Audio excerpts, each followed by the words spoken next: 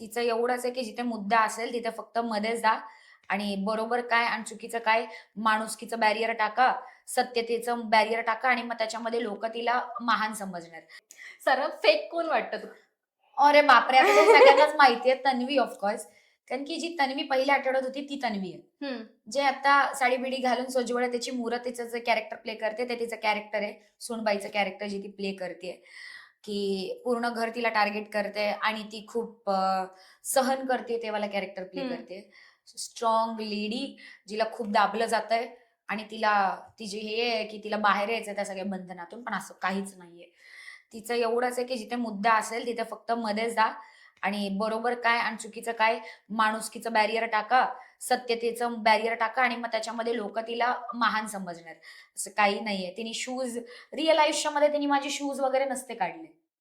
जेव्हा ते बेडवर ठेवले होते. हं. तिने हे कधीच कोणासोबत केलं नसतं. पण तिला ते ऑडियन्सला दाखवायचं होतं, की बघा मी किती चांगली आहे. आणि मला ते दाखवायचं होतं ऑडियन्सला, जे की नाही दिसलं, की हे 8 आठवडे होत होतं. पण तन्वीने हे 8 आठवडे कोणासोबत नाही केलं. हं. सगळे करत होते. आणि मी डॅन्यूबमध्ये इतके एपिसोड आहे, एका तरी एपिसोडमध्ये दिसलं असेल ना, की मी डॅन्यूबमध्ये शूज घालून बसले. पण ते कधीच नाही दिसलं कारण मी ते कधी केलंच नव्हतं. त्या दिवशी मला खूप हेडेक होत होतं. जर का तूच महानतेची इतकी मूरत आहेस, तर तू माझ्या छातीवरती बर्फ वगैरे लावून नसती बसलीस. सो ती जी एक फेक कॅरेक्टर प्ले करते, जी ती नाहीच आहे ना, ते मला एका रिएलिटी शोसाठी ते योग्य नाही वाटत. मला असं वाटतं, चूक तर चूक, बरोबर तर बरोबर. माणूस जसा आहे माणसाने तसंच राहावं.